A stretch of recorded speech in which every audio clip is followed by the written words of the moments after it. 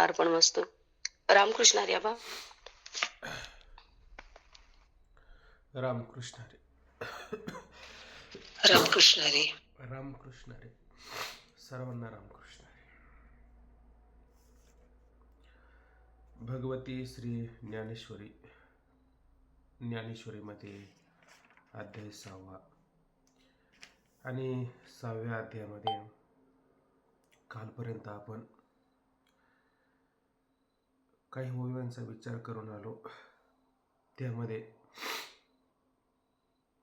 काय काय ओव्यांचा विचार केला होता आपण, तर अशा पद्धतीने ती कुंडलिनी आणि शरीरामध्ये जागी झाल्याच्या नंतर त्या शरीरामध्ये काय काय खाते ते सगळं खाऊन झाल्याच्या नंतर ती नंतर 2 असणारी भूतं त्या भूतांना खाऊन टाकून नंतर फार त्या ठिकाणी तृप्त होते, संतुष्ट होते आणि मग त्या असणाऱ्या सुषुम्ना नाडीपाशी जाऊन त्या ठिकाणी थांबते, विश्रांती घेते आणि त्यावेळेस तिच्या तोंडातून त्या ठिकाणी गरळ पडतं.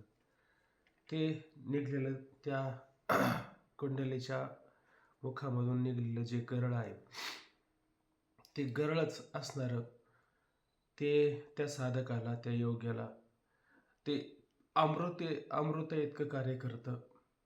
म्हणजे त्या शरीरामध्ये पूर्वी जे गेलेलं होतं, जो कस म्हणजे जे सामर्थ्य पूर्णपणे गेलेलं होतं ते पुन्हा त्याच्या शरीराच्या ठिकाणी येऊ लागतं. पण ते येत असताना सामान्य येत नाही, ते विशेष काही नवलाचं त्या ठिकाणी येत असतं. म्हणून त्याचा विचार झाला आणि तो विचार पूर्णपणे झाल्याच्या नंतर मग त्या ठिकाणी त्या असणाऱ्या साधकाच्या शरीरामध्ये काय काय प्रकारचे बदल घडतात, त्याच्या शरीराच्या ठिकाणी कशी नवनवीन असणारी कांती ती आपल्याला पाहायला मिळते. मग ती काय काय त्याच्यामध्ये पाहायला मिळतं, तर जसं माऊली म्हणतात की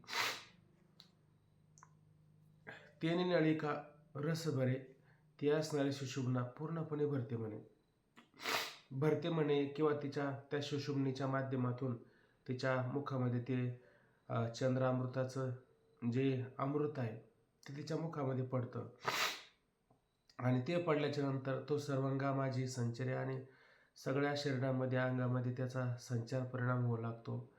जे तिचा तेथ मोरे प्राणवायू आणि जिथल्या तिथं तो प्राणवायू मरून जातो. पुढं अवस्था सांगत असताना तातलिया मुसे मिर निघून जाय जैसे मग कोंदली राहे रसे ओतलेनी, जशी ती मूस त्या ठिकाणी तापलेली असावी आणि त्याच्यामधलं तापल्याच्या नंतर पुढं जे मेण आहे ते मेण पूर्णपणे निघून जातं. मग कोंदली राहे रसे ओतलेनी आणि मग त्याच्यामध्ये ते रस कोंदलेला आहे, भरलेला आहे, ठासून गच्च भरलेला आहे. तो जो रस आहे त्या रसाचीच ओतलेली त्या ठिकाणी काय मूर्ती शिल्लक राहते आणि बाकीचं वरचं मेण वगैरे सगळं काही निघून जातं. तैशी त्याचप्रमाणे पिंडाचे आकारे, आकार कशाचा आहे, पिंडाचा म्हणजे शरीराचा आकार आहे, ते काळाची का अवतरे आणि त्या शरीराच्या आकारामध्येच ते काळाची का अवतरे आणि त्या काळा म्हणजे त्या ठिकाणी असणारे दिव्य तेज, त्या तेजाच्या रूपानेच जणू तो त्या ठिकाणी काय अवतारे प्रगट झाला की काय. फक्त काय वरी त्वचेची निपदरे पांघरले असे जेव्हा बाकीचे अवतार होतात त्यावेळेस मात्र ते बाहेरून दिसतात आणि पण याचा पण अवतार असतो, पण हा आतून त्या ठिकाणी झालेला अवतार आपल्याला पाहायला मिळतो. वरून का दिसत नाही, वर फक्त त्वचेचा पदर पांघरून असे आणि वर त्वचेचा असणारा पदर त्या ठिकाणी पांघरलेला आहे. जैशी आबाळाची बुंती करून राही ग बसती मग फिटली दीप्ती धरून ये. जसं आबाळ त्या ठिकाणी आलं आभ्र आणि त्याची बुंती खोळ करून राही ग बसते आणि सूर्य फक्त त्याची खोळ करून राहिलेला असतो, आवरण करून राहिलेला असतो. पण मग म्हणतात नंतर फिटलिया दीप्ती धरू नये आणि ते असणारं ते आवरण नाहीसं जर झालं तर मग त्याची दीप्ती त्या ठिकाणी इतकी प्रकाशिक असते तर धरू नये आणि त्याला धारण मात्र करता येत नाही, इतका तो सूर्यप्रकाशक असतो. तैसा आहाच वरी कोरडा त्वचेचा असे पातोडा तो झडवून जाय कोंडा जैसा होय. तैसा आहाच वर एक कोरडा. आता वरच्यावर फक्त तो त्वचेचा शिपापुडा आणि त्वचेचा फक्त पापुद्रा शिल्लक राहिलेला असतो. आणि मग तो राहतो का, तो जडून जाय कोंडा जायचा होय. आणि तो सुद्धा शरीराच्या वरचा असणारा पापुद्रा कालांतराने तो कोरडाचा असतो म्हणून तो सुद्धा जडून जाय. हळूहळू तो पण जडून जातो. तो जडून गेला की मग त्याच्या शरीरामध्ये कसं त्या ठिकाणी विशेषता पाहायला मिळते. जैसा मग काश्मीराचे स्वयंभ का रत्नबीजा निघाले कोंब, अवयव कांतीचे भांब तैसी दिशा. आणि काश्मीराचे स्वयंभ, काश्मीर म्हणजे असणारा जो स्फटिक मणी आहे ते शरीर कसे अगदी प्रत्यक्ष मूर्तिमंत स्फटिकाप्रमाणे पाहायला मिळतं. किंवा रत्नबीजा निघाले कोंब, किंवा त्या रक्तबीजालाच ते जसं पेरावं त्याला जसं एखादं कोंब अंकुर निघावा त्याप्रमाणे तो पाहायला त्या शरीरामध्ये मिळतो. अवयव कांतीचे भांब तैशी दिशे. आणि त्याचे जे शरीर आहे त्या शरीरावरती जे बाकीचे सर्व अवयव आहे त्या अवयवांची काय दिसते, कांती, शोभा, सौंदर्य अशी विशेष रूपाने त्या ठिकाणी पाहायला मिळते. ना तरी संध्या रागीचे रंग काढून वळिले जे अंग, की आंतरज्योतीचे लिंग निर्वळिले. ना तरी अथवा संध्यारंगीचे, संध्याकाळी असणाऱ्या आकाशामध्ये जे रंग पाहायला मिळतात त्या रंगाची किंवा त्या लालिमेची काढून तयार करून वळिले ते अंग, आणि ते शरीर जणू त्या असणाऱ्या रंगाने तयार केलेलं असावं. किंवा आंतरज्योतीचे लिंग निर्वळले. आणि त्या ठिकाणी आंतरज्योती आत्म्यात असणारी ज्योत, आत्म्याची असणारी ज्योत किंवा ब्रह्मसुखाची असणारी ज्योत, आणि काय केलं त्याने त्या ठिकाणी स्वच्छ केलेली ती ज्योत असावी अशा पद्धतीची त्याची लिंग म्हणजे खून त्या ठिकाणी पाहायला मिळते. कुंकुमाचे भरीव सिद्धरसाचे ओतीव, मज पाहता सावयव शांतीचे ते. कुंकुमाचे भरीव, आणि त्या ठिकाणी त्याचं शरीर कसं दिसतं, कुंकुम म्हणजे केशर, आणि भरीव केशर आणि त्या ठिकाणी पूर्णपणे भरलेला असावं. सिद्धरसाचे ओतीव, आणि सिद्धरस म्हणजे अमृताचा रस, या अमृताच्या रसाने ते ओतीव असणारं पुतळाच किंवा त्याची ती मूर्तीच की काय. मज पाहता सावयव शांतीचे ते रूप. आणि माऊली म्हणतात मला जर ते पाहायला जर गेलं पाहताना सावयव, आणि वाटतं त्या ठिकाणी काय ते शांतीचे ते, आणि जर काय ते प्रत्यक्ष मूर्तिमंत शांतीचंच स्वरूप आहे की काय. त्याने ते आनंद चित्रीचे लेप, ना तरी महासुखाचे रूप, की संतोष तरुचे रूप थावले जैसे. ते कसे आनंद चित्राचे जणू काय लेप म्हणजे त्या ठिकाणी प्रतिमा म्हणा, रंग म्हणा, असे त्या ठिकाणी तयार केलेले आहे. ना तरी महासुखाचे रूप, ते ब्रह्म, आणि ब्रह्मसुख म्हणजेच महासुख आहे. प्रत्यक्ष ब्रह्मसुखाचेच त्या ठिकाणी काय रूप आहे. की संतोष तरुचे रूप थावले जैसे, किंवा ते संतोष म्हणजे आनंद रूपी तरु म्हणजे वृक्ष रूप, आणि ते आनंद रूपी वृक्षाचे रूप थावले जैसे. आणि आनंद रूपी वृक्षापासून ते चांगलं बळावलेलं, चांगलं वाढलेलं त्या ठिकाणी रूप आहे. कसं रूप आहे, जसं माऊली म्हणतात की नाही, केवढं रोप लावलं आम्ही, एवढंच रोप लावलं, पण हे एवढं रोप एवढं राहिलं का वाढलं. रोप किती रोप लावले त्याचा वेल कुठं गेला, गगनावरी. आता गगन सुद्धा थोकडं पडलं. तसं हा दिसायला केवढा आहे, दिसायला इतका जरी असेल पण हा इतका आहे का, याच्यापेक्षा व्यापक झाला, हा याच्यापेक्षा व्यापक झाला. ते म्हणले ना आनंदरूपी. जीवनामध्ये सगळं होतं, पण जीवनामध्ये कधी आनंदच येत नाही आपल्या. कधी आपल्याकडे आनंद असतो, कधी आपल्याकडे आनंद नसतो. आपल्याला एखादी गोष्ट अनुकूल झाली का मग आपल्याला आनंद वाटतो. पण जर वस्तू, गोष्ट, विचार, विषय, वेळ अनुकूल जर नसेल आणि ती जर प्रतिकूल असले, बाकीचं सगळं अनुकूल आहे पण थोडं जरी आपल्याला प्रतिकूल आलं तरी आपल्या जीवनामध्ये आनंद मात्र राहत नाही.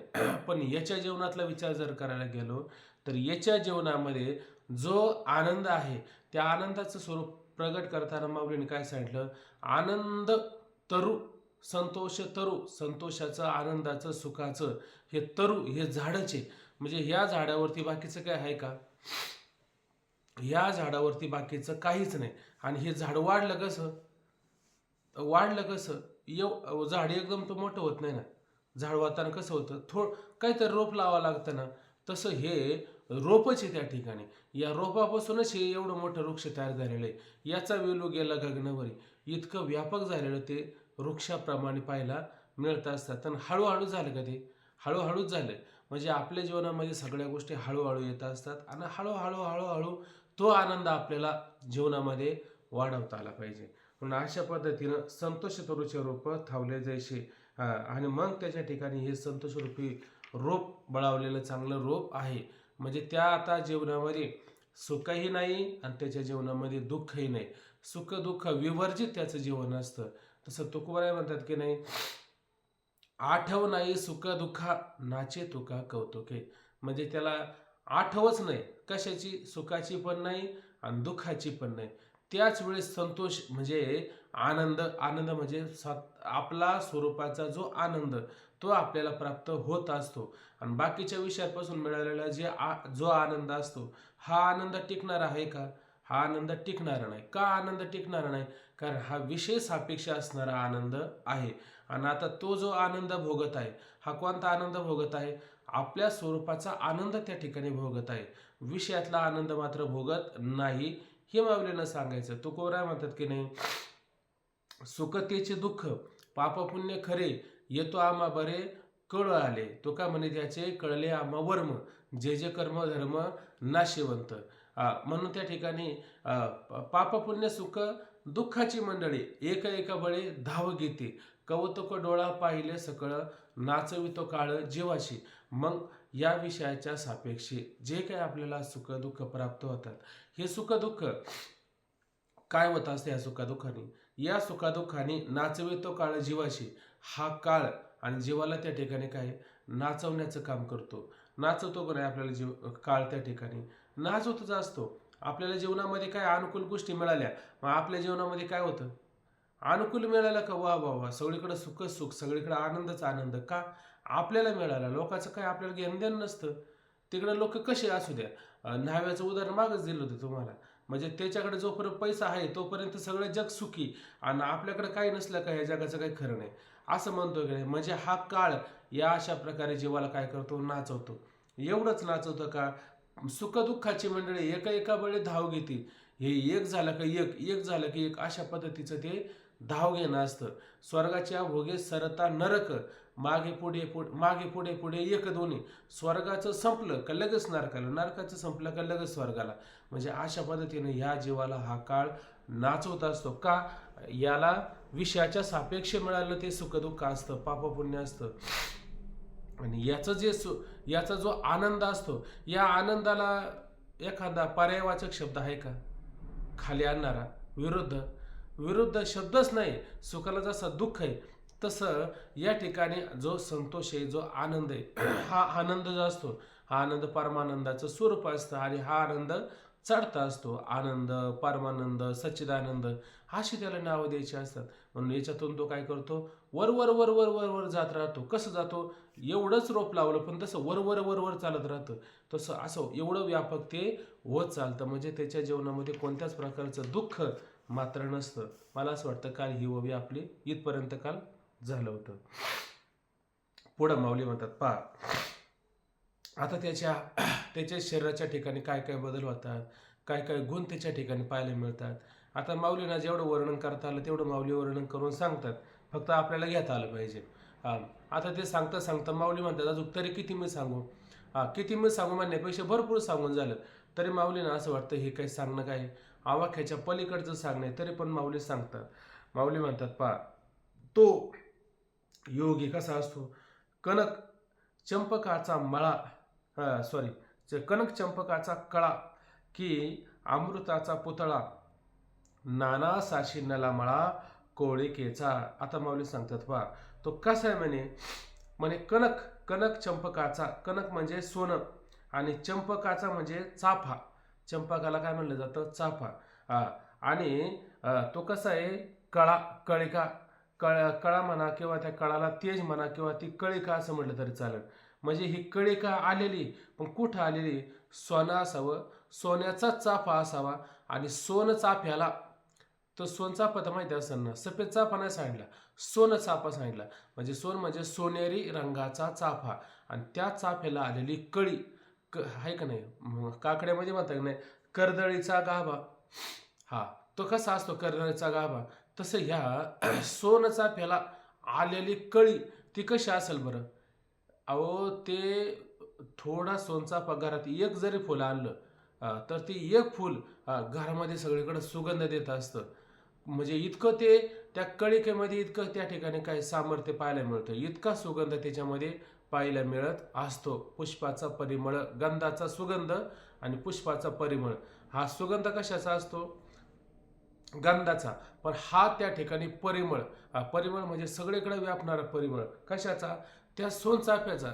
एक कळी असली तर घरामध्ये पुष्कळ होतं, आणि बाकीचा जो चाफा असतो तो चाफा मग जास्त फुलं आणून ठेवली तर मग कुठेतरी घरामध्ये घमघमाट होतो. पण एवढा एक जरी असला तरी भरपूर त्या घरामध्ये घमघमाट पाहायला मिळत असतो. मग अशा पद्धतीनं तो कसा आहे, कनकचंपकाचा कळा आणि त्या सोनचाफ्याची चांगली उत्तम तेजदार असणारी त्या ठिकाणी घमघमीत असा अर्थ करा, अशी असणारी कळिका की किंवा अमृताचा पुतळा. आणि तो कसा आहे, अमृताचा पुतळा आहे का नाही. आता हे पुतळा सांगत असताना बरोच ठिकाणी पुतळा पाहायला मिळतात, पण हा कसा आहे अमृताचा. अमृत कळालं का नाही आपल्याला? अमृताला कधी नाश आहे का? अमृताला कधी नाश त्या ठिकाणी पाहायला भेटत नाही. आणि त्या अमृताचा हा कोण आहे? पुतळा. जसं आपण म्हणतो की नाही राजस सुकुमार मदनाचा पुतळा, रवी शशिकळा लोपलिया. नेहमीची उदाहरणं म्हणजे त्या राजस इतका राजबिंड आहे त्या ठिकाणी, आणि सुकुमार आहे, लहान आहे त्या ठिकाणी, कुमार वयातला आहे त्या ठिकाणी.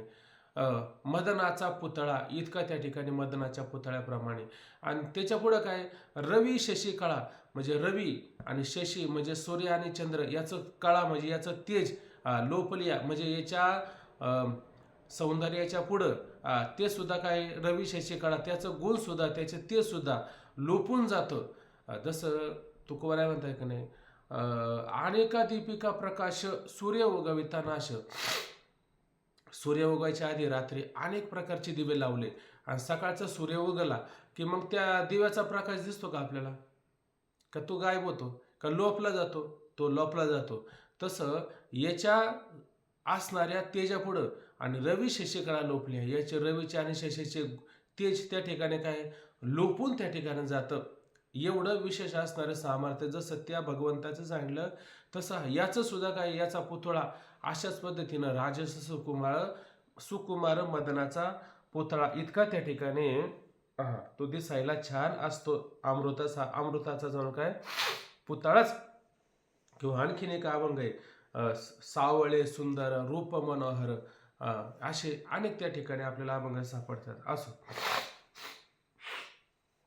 नाना किंवा अथवा तसेच साशिन्याला मळा कोळिकेचा. आणि त्या ठिकाणी साशिन्याला म्हणजे भरास आलेला, विकसित झालेला मळा कोळिकेचा. आणि आता त्याच्या ठिकाणी असणारा कोळीकपणा, नाजूकपणा, सहजपणा लोक त्या ठिकाणी आपल्याला पाहायला मिळतात. पण लोक पाहत असताना कशा असतात, लाटणे जायचा न लवे. सर्दीमुळे काही सुधरत नाही. चालवतील का पाठ कोणी पुढं? कोणाला जमल का चालवायला?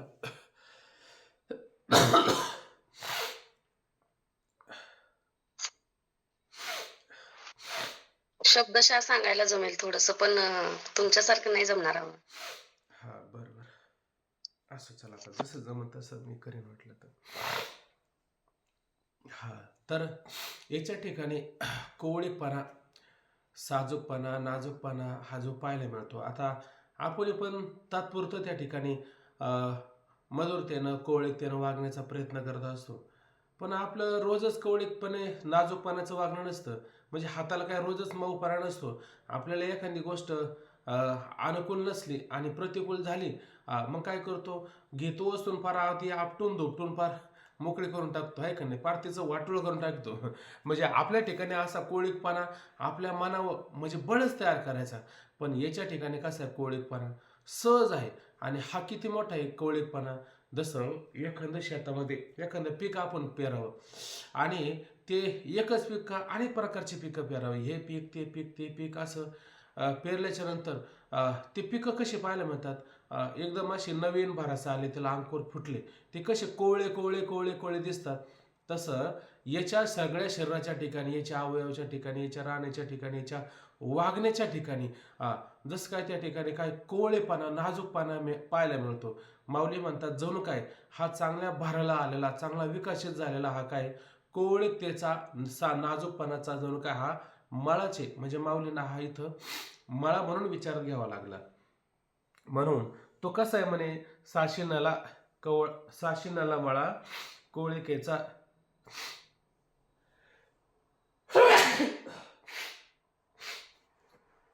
म्हणजे अशा पद्धतीनं नाजूकपणाचा विकसित झालेला भरास आलेला जणू काय तो मळाच आहे.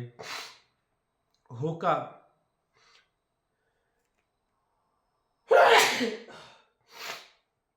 हो का जे शारदेचे ने ओले चंद्रबिंब पाल्याळे, का तेजेची मूर्त बैसले आसनावरी. बावले म्हणतात हो का, हे कसं दिसतात, शारदेचे ओले. आता जो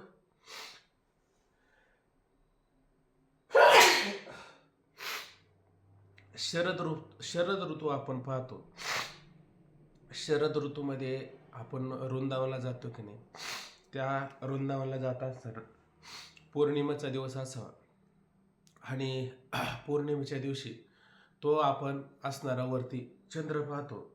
तो शरद ऋतूमध्ये चंद्र कसा पाहायला मिळतो आपल्याला, आकाशामध्ये पूर्ण असा चंद्र त्या ठिकाणी आपल्याला पाहायला मिळत असतो.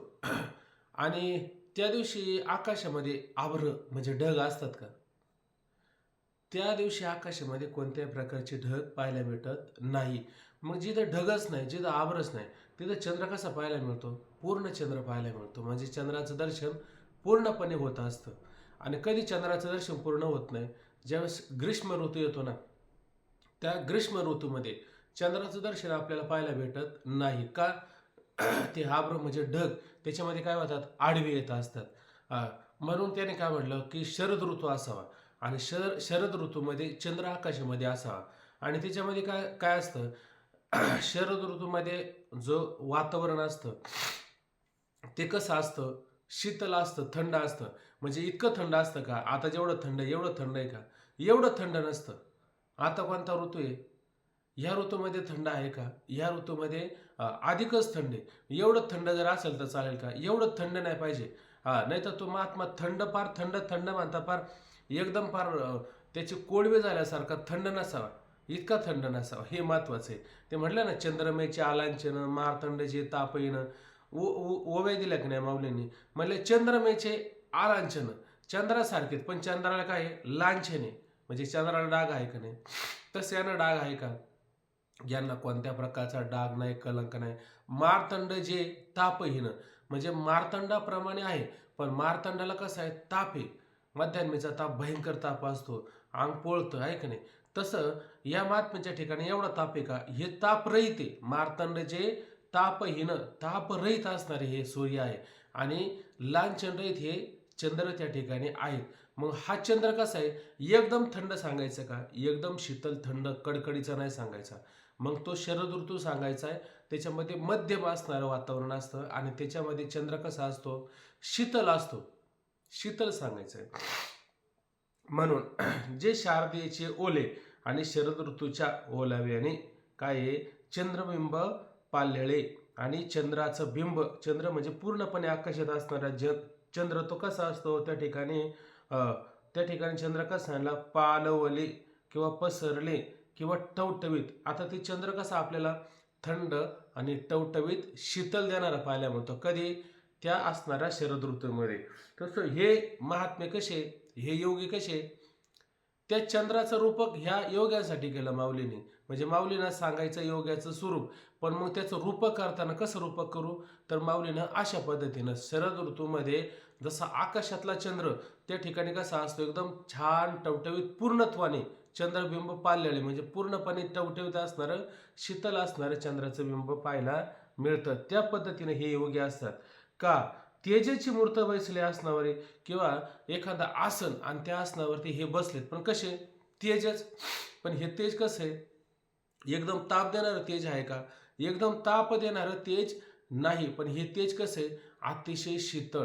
पण प्रकाश आता ते आपण पाहतो की नाही, पूर्वी 200 वॅटचा बल्ब पहा, पूर्वी 200 वॅटचा बल्ब पहा आणि आता पण वॅटमध्ये फरक झाला. पण गंमत अशी, आताच्या बल्बाच्या जवळ गेलं तर गरम नाही होत आपल्याला, पण प्रकाश नाही का आताच्या बल्बाचा. पूर्वीच्या बल्बापेक्षा आताचे जे बल्ब निघलेत भरपूर प्रकाश आहे, पण ते गरम होतात का थंडच असतात. ते बल्ब थंडच असतात, पण प्रकाश मात्र भरपूर आहे. पूर्वीचा बल्ब गरम भरपूर व्हायचा, शेकायचं म्हणलं का बल्बाच्या जवळ गेलं का शेकून व्हायचं अशा पद्धतीनं. तसं ह्याला कोणता बल्ब सांगायचा आहे, थोडक्यात असा बल्ब सांगायचा आहे की हा बल्ब प्रकाश तर भरपूर देतो, पण गरम अजिबात होत नाही.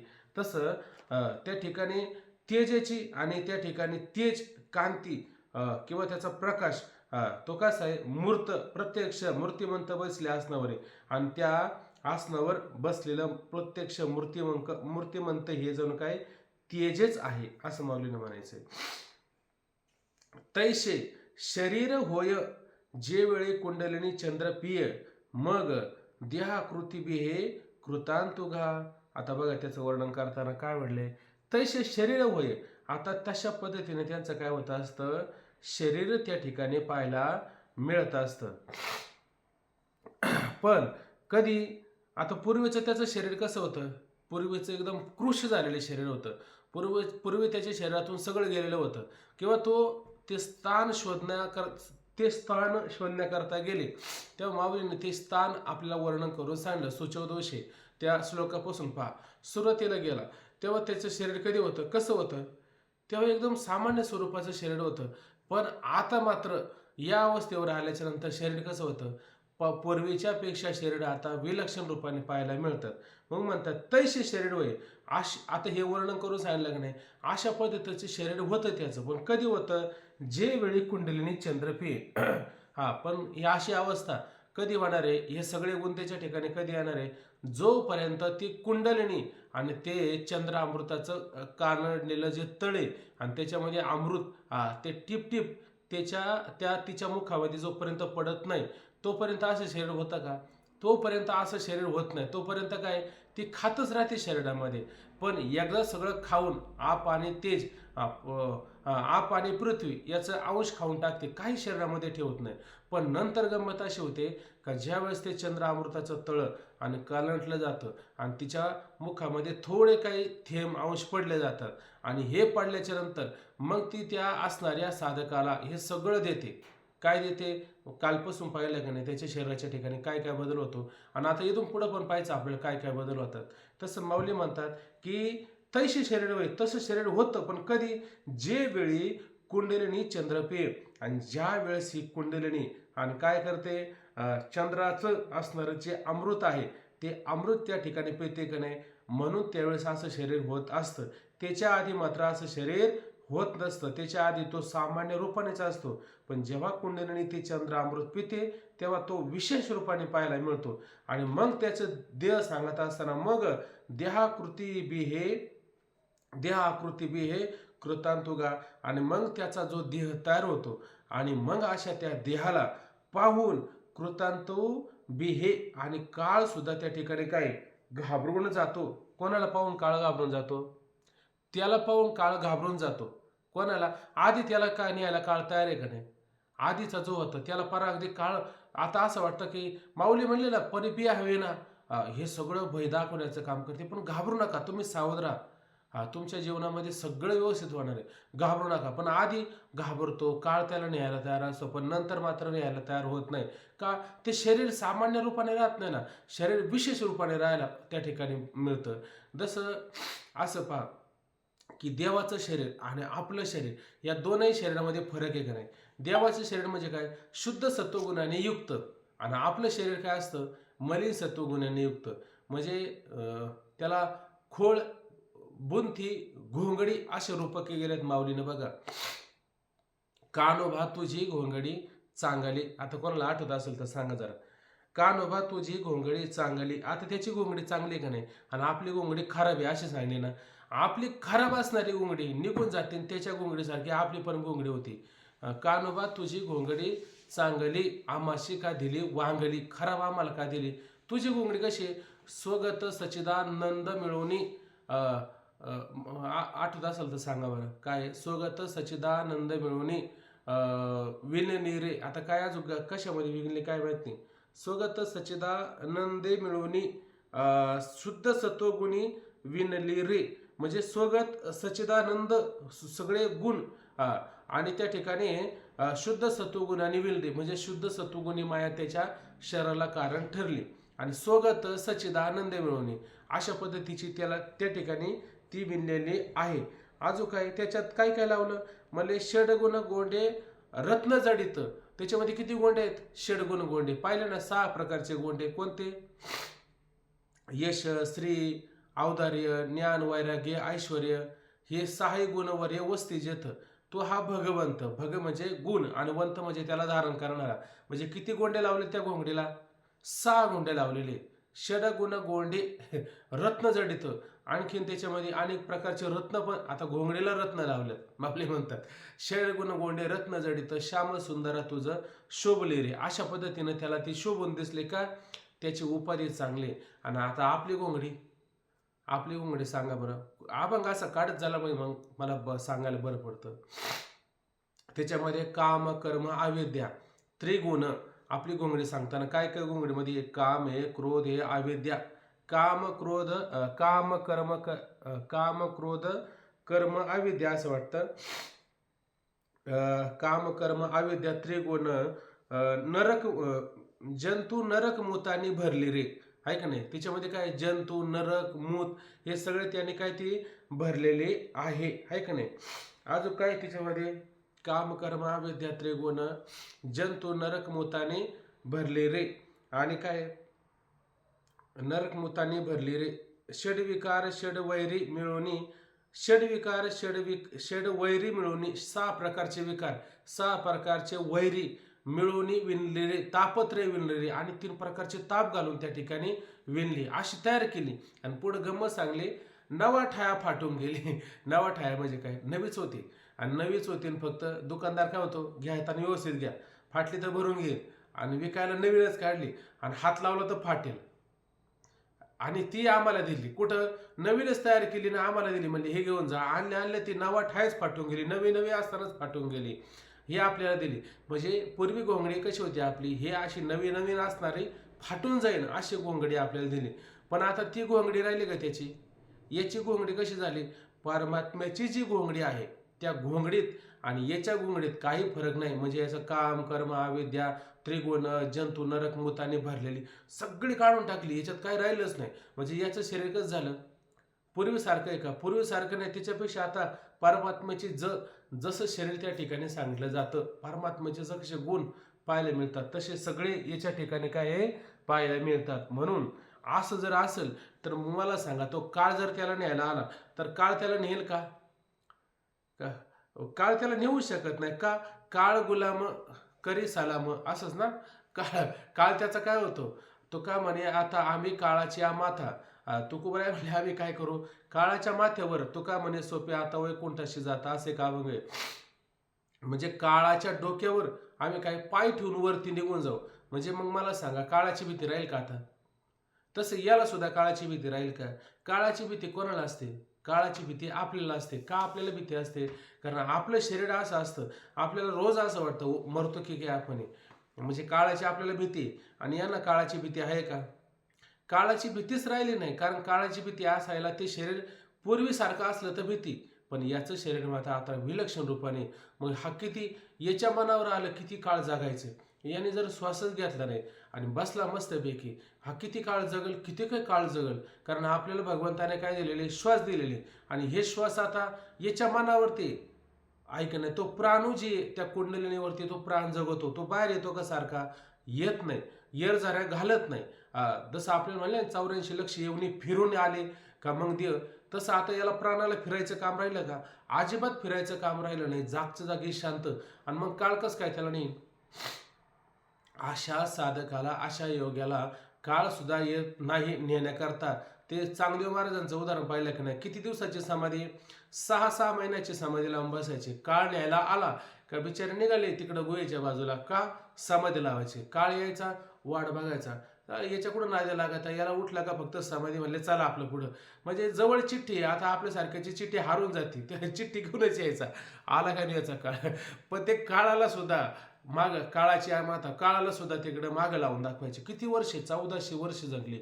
एवढं योग्यामध्ये विशेष असणारं सामर्थ्य, एवढं सामर्थ्य आहे का नुसतं पाहिलं तरी मेलेले प्रेत उठून बसतात, खाली ओव्या आलेल्या आहे त्याच्या. इतकं त्याच्यामध्ये काय आहे, विलक्षण असणारं सामर्थ्य आपल्याला पाहायला मिळत असतं.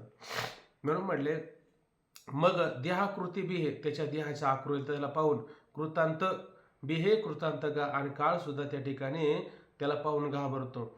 वार्धक्य तरी बहुडे, तारुण्याची गाठ बिघडे, लोपली उघडे बाळदशा. बघा अजून काय म्हणतात, वार्धक्य तरी बहुडे. आता त्याच्या ठिकाणी वार्धक्य, कदाचित तो म्हातारा पण झाला असेल, असं आग्रह नाही केलं ना की वयाच्या ह्याच वयात लहान असतानाच तुम्ही अशा पद्धतीची साधना करा, अशा प्रकारची योगी व्हा, असं काय कुठं म्हटलं का? असं काय म्हटलं नाही त्या ठिकाणी. इथं कृतांत बी आहे, म्हणजे काळ का भीतो याचं वर्णन आता खाली दिलं त्यांनी. म्हणजे काय होतं की वार्धक्य म्हणजे त्याचं असणारं जे म्हातारपण आहे, ते म्हातारपण काय आहे, बहुडे. बहुडे म्हणजे वळतं फिरतं माघार येतं, म्हणजे त्याला म्हातारपण दिसतं का, म्हातारपण होतं का त्याला, त्याला म्हातारपणाचा विषयच होत नाही. कारण म्हातारपणामध्ये अवस्था किती बेकार होऊन जाते. म्हणजे काळ वाटच पाहतो, म्हातारपण आलं का काळ त्याच्या जवळच असतो, टपलेलाच असतो, कधी उचलून सांगता येत नाही. आणि याची पण अवस्था, आता तुकोबराय म्हणतात की रे, म्हातारपणे थेटे पडसे खोकला. म्हातारपणामध्ये काय काय होतं, पडसे खोकला, हात कपाळाला लावणे बैसे, खोबऱ्याची वाटी, त्याची वाटी कशी झाली, खोबऱ्याच्या वाटी झाली अशी मुख, खालची एक वाटी आणि वरची एक वाटी, त्या वाटीला वाटीसारखी आदळत असते, आहे का नाही, त्याला ते दातच नसतात त्याच्यामध्ये ना, खोबऱ्याची वाटी झाली अशी मुख. हे काय असं गळत असे नाक असले मापुरी, हे सारखं असं नाक गळतच राहतं. बोलत जाता शब्द नईची नीट, गडगडी कंठ कफ भारी, आणि बोलायला गेलं तर शब्द सुद्धा नीट येत नाही. मग गडगड गडगड गडगड असं त्याचं खर खर घर, असं घर घर घर घर चालूच असतं, गडगडी कंठ कफ भारी, एवढं घर घर करतं होते. मग ते काय साधं घर घर करतं का, तुकोबराय म्हणले शेजारचे सुद्धा म्हणतात वैतागून जातात. हे वैतागातात, हे म्हणतात हे मरत का नाही, शेजारी म्हणते मरण का मिळाला, आणीला कंटाळा आमा येणे, म्हणजे शेजारचं सुद्धा म्हणतात हे मरत का नाही, याने पर अगदी कंटाळा आला, आहे का नाही.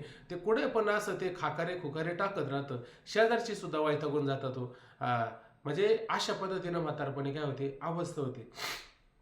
पण माऊली या ठिकाणी सांगतात असं वार्धक्य, असं म्हातारपण याला येतं का, यायच्या आधीच फिरून मागं निघून जातं, ही अवस्थाच त्याला प्राप्त होत नाही, हे माऊलीनं सांगायचंय. म्हणजे योग्याला म्हातारपणाची जर गोष्ट सांगायची झाली तर सांगता येणार नाही, म्हणजे त्याच्या ठिकाणी हे सगळं निघून जात असतं. म्हणून वार्धक्य तरी बहुडे, आणि वार्धक्य त्या ठिकाणी, म्हातारपण त्या ठिकाणी माघार घेतं, माघार फिरतं. पुढं तारुण्याची गाठी विगळे, आणि तरुणपणाची गाठ, आहे की नाही, ही पण काय कामाची आहे तरुणपणाची गाठ. तरुणपणा सुद्धा नको त्याला, काय करायचं तरुणपणाचं, आहे का नाही. ते म्हणले ना, लहानपण देगा देवा मुंगी साखर हे चारावा. लहानपणच चांगले, बालपणच चांगले त्या ठिकाणी. तरुणपणामध्ये काय सगळ्या गोष्टी येत असतात, म्हणून तरुणपणा सुद्धा नको. म्हणून म्हणले तरुणपणाच्या गाठी, आणि त्या ठिकाणी ती गाठ जी असते की नाही, ती सुद्धा काय त्या ठिकाणी इथं काय दिलं 12 विगडे, म्हणजे त्या तरुणपणाच्या गाठी सुद्धा सैल पडतात, डिल्या पडतात, मोकळ्या होऊन जातात.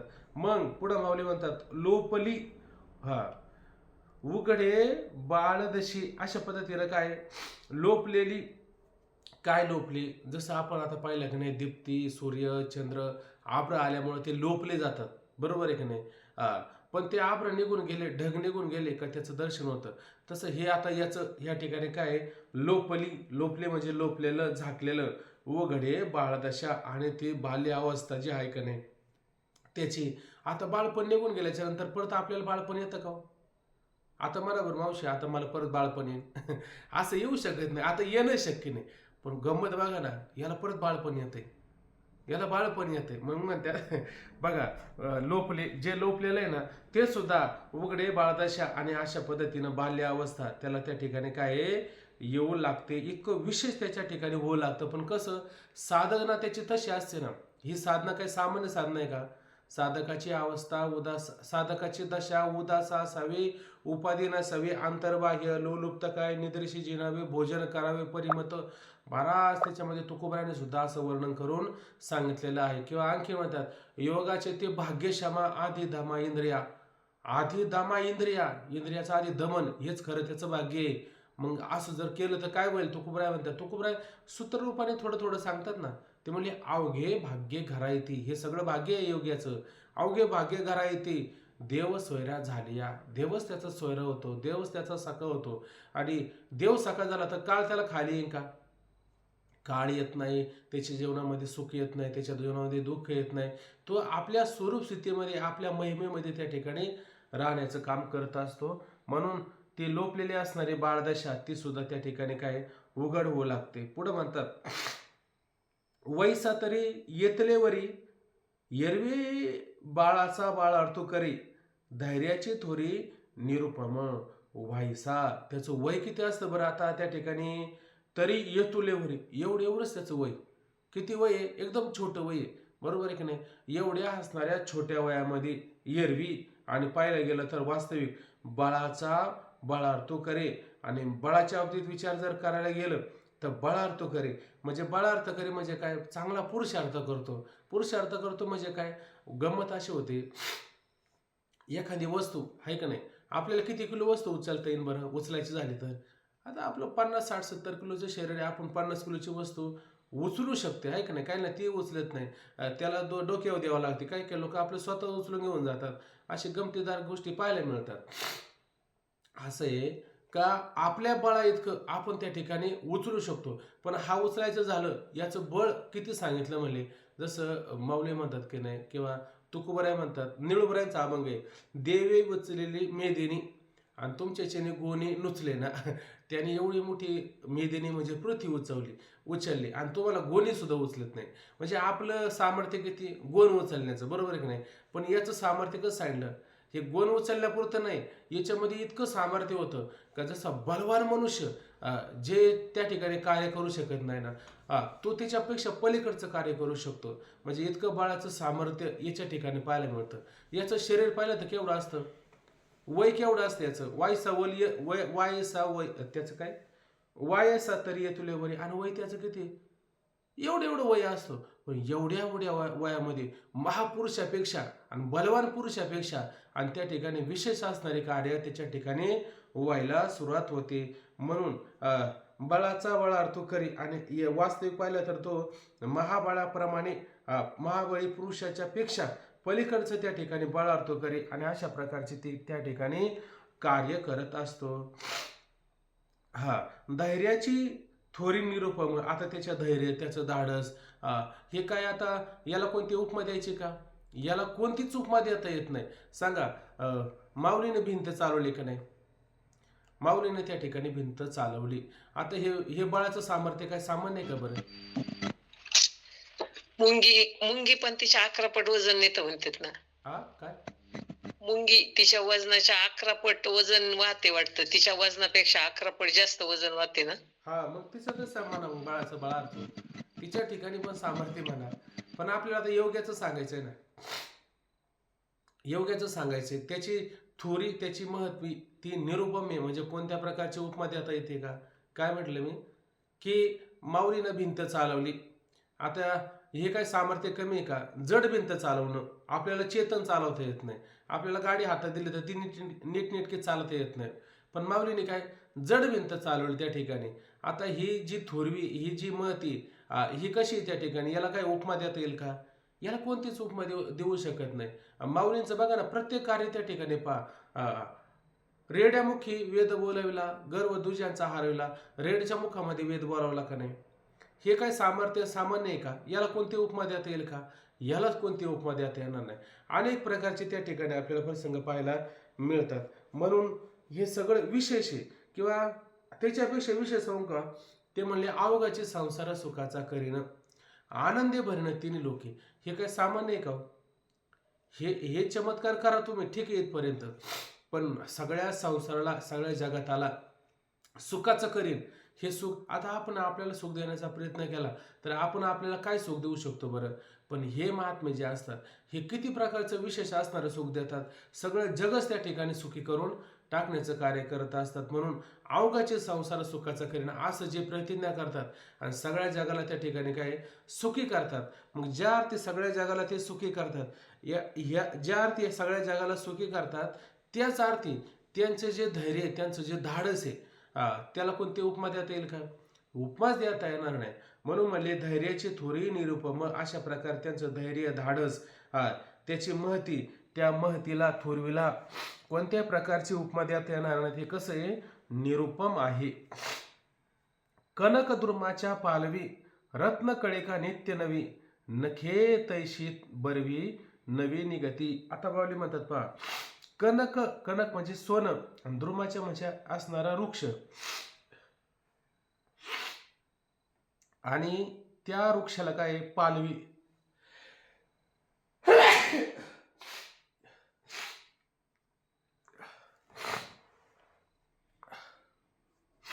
कनक, कनक म्हणजे सोनं आणि द्रुमाच्या म्हणजे काय, द्रुमाच्या म्हणजे वृक्ष. आता सोन्याच्या वृक्षाला त्या ठिकाणी काय पालवी, जर पाली फुटली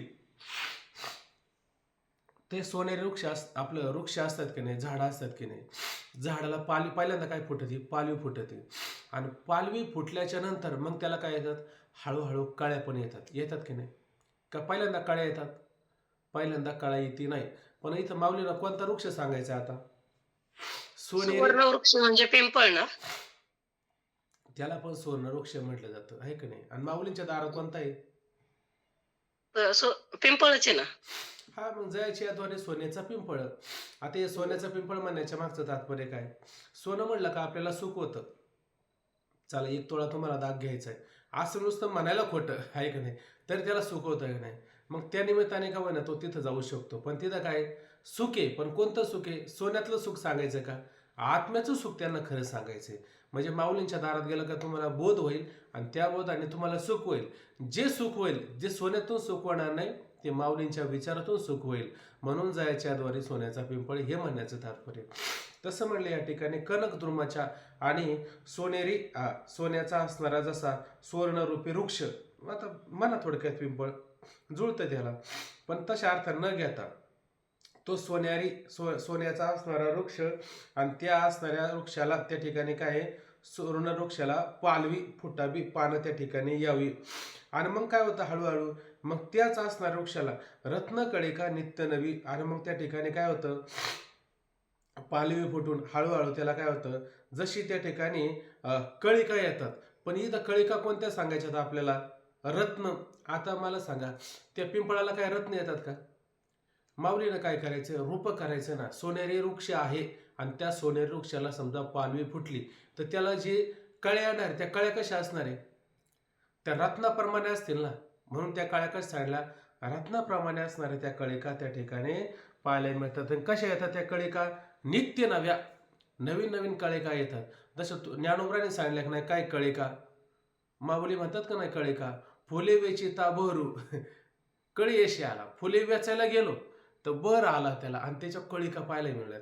नुसतं फुले वेचत राहा तुम्ही, ओव्या फक्त वेचत राहा, नवीन नवीन ओव्या, नवीन नवीन विचार या चालूच आहे तुम्हाला. मग कशा कळिका? नित्य नव्या. आणि कशा वृक्ष येतो? सोनेरी वृक्ष, त्याला पालवी फुटली आणि त्याच्या कळ्या या कशा आहे? नित्य नव्या. म्हणजे थोड्या आता काही काळाने येणार आहे, काही काळाने बंद होतील असं होईल का?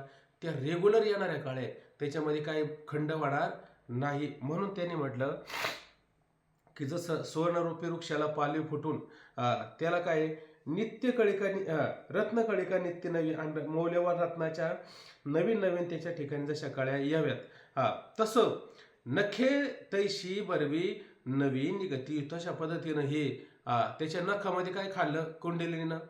ती कुंडलिनी होती की नाही, मग नखाचे सत्व काढी माग ओवे होऊन गेले की नाही. नखातलं सुद्धा मांस खाऊन टाकलं होतं.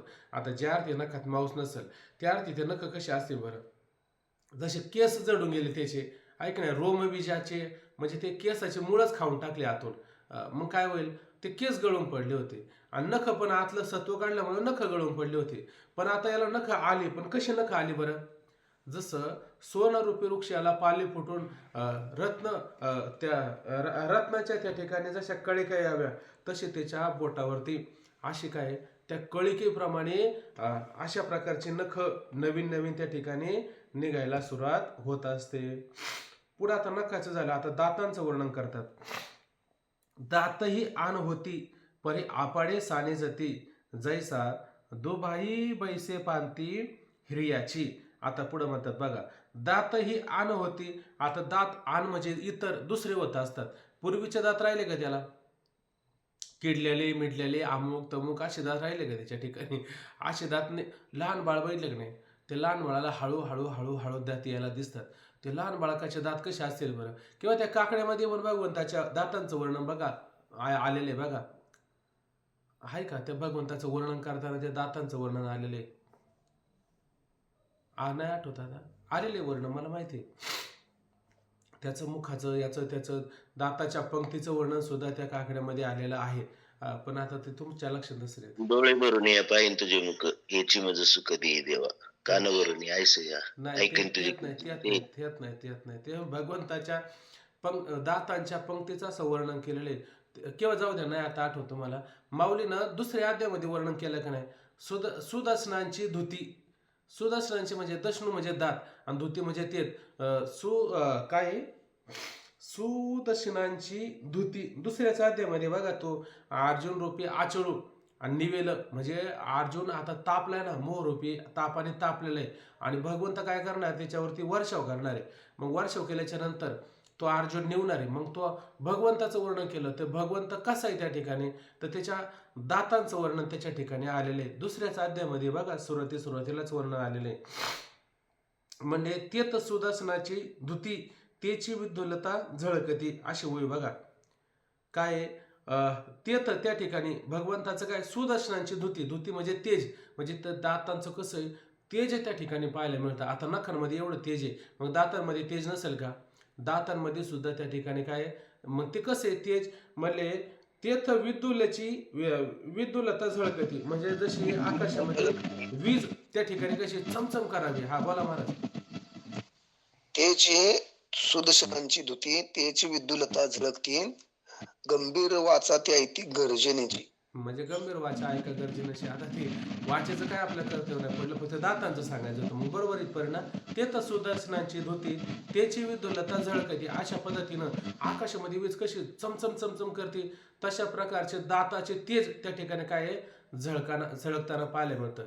तसं या योग्याला दात निघतात, पण कसे दात निघतात, असे भगवंताचे दात कसे तसे याच्यात पण त्या ठिकाणी कसे दात असले पाहिजे. म्हणून म्हटले त्या ठिकाणी दातही आण होते आणि दुसरे दात त्या ठिकाणी येतात परी आपडे साने जाते. आणि ते दात पण आपल्यासारखे मोठमोठ्याले टपुरे दात नसतात. कसे सांगितले, साने जाती अतिशय छोटे छोटे लहान लहान त्या ठिकाणी असे दात त्या ठिकाणी पाहायला मिळतात. ती कशी, पण त्याची ओळख कशी सांगितली, जैसे दुभाई पैसे पांती हिऱ्याचे. आता त्या ठिकाणी हिरे आणि हिऱ्यांच्या काय दोन पंक्ती करून ठेवायच्या, असंच काकड्यामध्ये अभंग आलेलं आहे. म्हणजे त्या पंक्ती करून ठेवायचे, एक वर पंगत आणि एक खाली पंगत. अशा पंक्ती कशा हिऱ्यांच्या, तसं त्याच्या दातांच्या कशा अशा हिऱ्यासारख्या पंक्ती. वरती पण काही पंक्ती लावल्यात आणि खाली, वरती 16 आणि खाली 16, 16 32 अशा 32 दातांच्या काय दोबाही दोन असणाऱ्या पंक्ती त्या ठिकाणी पाहायला मिळतात. अशा पद्धतीचे त्याचे दात त्या ठिकाणी आहेत. पुढं म्हणले पहा, माणिकुलियाची या कन्या सावयाची अनुमानिया तैशिया सर्वांगी उधवती आनिया रोमांचिया. आता त्याचे केसाचं वर्णन करून सांगितलं. जसं आता दादा आपल्याला त्या कथेत किंवा कीर्तनामध्ये भगवंताच्या दातांचं वर्णन करून सांगतात. हिऱ्यांची पंक्ती असल्यासारखं, त्याच्या भोवया कशा धनुष्य आकृती भोवया आहे का नाही, त्याचं उंच असणारं कपाळ आहे आणि त्याचे केस कसे सांगले बरं, सोनेरी असणारे केस त्या ठिकाणी सांगले का नाही, तसे याचे पण केस सांगितले. याला कसे केस सांगतात ते म्हणतात माणिकुलियाची या कन्या. आणि जो माणिक म्हणजे माणिकमणी वगैरे असतात की नाही, पण हे मोठ्याले माणिकमणी सांगितले, छोट छोट्याले कणा इतके माणिकमणी सांगितले. बरोबर आहे की नाही. ते मालिक आता ते माऊलीने मालिक मणी पाहिले असतील, त्याला माहिती आहे की मालिक मणी कसे असतात. आपल्याला काय माहिती कसे मणी.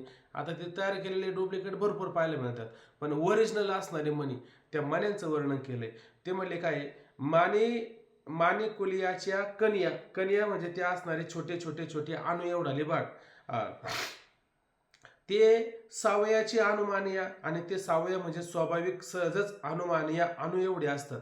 म्हणजे ते असणारे माणिकाचे खडे ऐक नाही, छोटे छोटे छोटे कसे असतात, अनुमानिया म्हणजे अणू इतके छोटे छोटे लहान लहान लहान लहान जसे असतात की नाही, असावेत की नाही, तैसे सर्वांगी उधवती आणि या रोमांच्या, तशा पद्धतीनं त्याप्रमाणे सर्वांगी म्हणजे सगळ्या अंगावर उधवती निर्माण होतात, येतात, आणि या रोमाच्या, आणि अशा प्रकारचे, आणि म्हणजे ते आग्र टोक आपले आता आपण कसं ते केस कापली आहे का नाही, आपल्याला डॉक्टर बाबा सांगतात न्हावी उठला आणि खुंट फुटला, न्हावी उठला आहे का नाही, ते म्हणजे ते याच्यासाठी उदाहरण असतं, कशासाठी तर श्रवण मनन निधिध्यासन सांगत असताना ते उदाहरण देतात की कसं निधिध्यासन करावं. आपण सातत्याने निधिध्यासन असलं पाहिजे, नाही तर काय होऊ शकतं, लगेच भ्रम येऊ शकतो. मग त्याला उदाहरण काय दिलं, ते म्हणले न्हावी उंटला आणि खुंट फुटला. म्हणजे काय,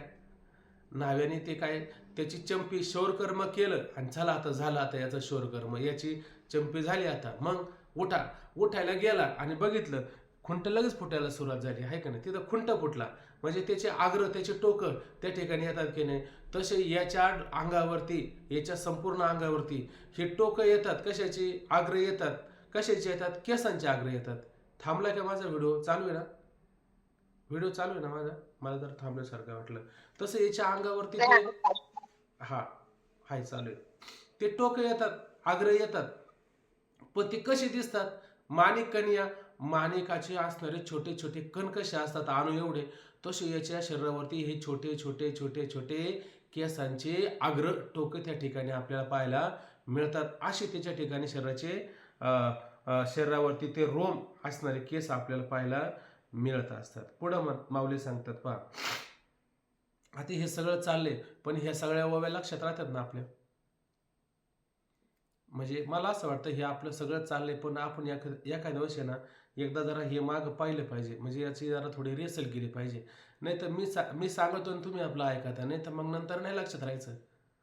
बरोबर आहे ना. चला एखादी ओवी घेऊ वाटलं तर, आज जरा थोडे जास्त तरस होते.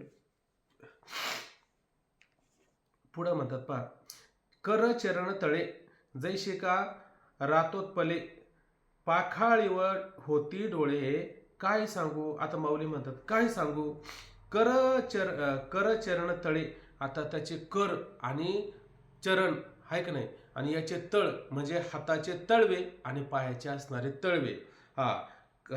तळवे कसे असतात, जैसे का रातोत्पले, म्हणजे त्या ठिकाणी जैसे म्हणजे ज्याप्रमाणे, काय रातोत्पले म्हणजे त्या ठिकाणी कमळ पाहायला मिळतात. कमळे कसे असतात, कमळ पाहिले की नाही आपण, सरोवरामध्ये कमळे पाहायला मिळतात. आम्हाला त्या भागामध्ये भरपूर कमळं पाहायला मिळतात. ते कसे असतात, लालसर कमळं असतात, लालसर आहे का नाही. तसं आता ते भगवंताचे चरण सुद्धा कसे कमळाप्रमाणे सांगितले का नाही, कमळाप्रमाणे सांगितलेले बऱ्याच ओव्या त्या ठिकाणी आपल्याला पाहायला मिळतात. आता वेळ जास्त झाला. तसे भगवंताचे कर आणि हात सुद्धा कसे असतील बरं, भगवंताचे हात लालसर असतात, आणि तळपाय कसे असतात, लालसर असतात. तसे याचे तळ हात आणि तळपाय ते जसं लालसर कमळ असतं का नाही, तसे याचे तळ हात आणि तळपाय लालसर कमळासारखे पाहायला मिळत असतात. म्हणजे आता पूर्वीचे आपले हात कसे होते, एकदम असे गौर रंगाचे होते आहे का नाही, पण काही काहींचे हात सुद्धा असे लाल असतात बरं का, फार भाग्यवान. आता ते गरुड पुराण वाचलं का, त्याच्यामध्ये ज्याचे हात लाल असतात की नाही त्याला फार भाग्यवान असं म्हटलं जातं. म्हणून त्या ठिकाणी काय त्याचे तळपाय आणि तळहात त्या ठिकाणी लाल कमलाप्रमाणे पाहायला मिळतात. आणि डोळ्याचं वर्णन करून सांगतात, पाखाळी व होती डोळे काय सांगू, त्याचे डोळे इतके स्वच्छ असतात. पाखाळी म्हणजे धुतल्यासारखे, स्वच्छ केल्यासारखे असे डोळे असतात. त्या डोळ्याचं वर्णन काय सांगू, त्या डोळ्याचं वर्णन आता आपण काय करू, उद्याला पाहू वाटलं तर. आज काय डोळ्यात सांगायचं नाही, आता उद्याला त्याच्या डोळ्यामध्ये काय काय विशेषता पाहायला मिळते, त्या डोळ्याने काय काय पाहिल्याच्या नंतर काय काय परिणाम होऊ शकतो. आता विशेष असणारं सामर्थ्य त्या डोळ्याच्या ठिकाणी पाहायला मिळत असतं. कधी कधी त्याने फक्त कृपा कटाक्ष दृष्टीने निसं निहाळलं, दुरून जरी पाहिलं तरी आपल्यावरती कृपा होऊ शकते. इतकं त्या डोळ्यामध्ये काय सामर्थ्य होतं. तुकोबराय जे होते की नव्हते ते वर्णन करताना सांगितलं जातं की म्हणले की मांबाजीला तुकोबरायांना मारलं गोसाव्याने. तर तुकोबरायांना मांबाजीला जर काहीतरी करायचं असलं, काही नाही त्याला काय आदलगज घडवायचे असले तर त्या मांबाजीला वेगळं सरपणाची गरज नसती पडली. मग नुसती नजर उचलून जर टाकली असती मांबाजी जळून भस्मसात झाला असता. हे सुद्धा त्यांच्या डोळ्यामध्ये सामर्थ्य असतं. एवढं सामर्थ्य आहे का? अनेक प्रकारचं सामर्थ्य आपल्याला त्या ठिकाणी पाहता येतं. ते सामर्थ्य आपण उद्याला पाहू. आज थांबून घेऊ वाटलं असतं. पुंडलिक वरदाहरी विठ्ठल श्री ज्ञानदेव तुकाराम. पंढरनाथ भगवान की जय. माऊली ज्ञानेश्वर महाराज की जय. जगद्गुरु श्री संत तुकाराम महाराज की जय. सब संतन की जय. रामकृष्ण रे. राम.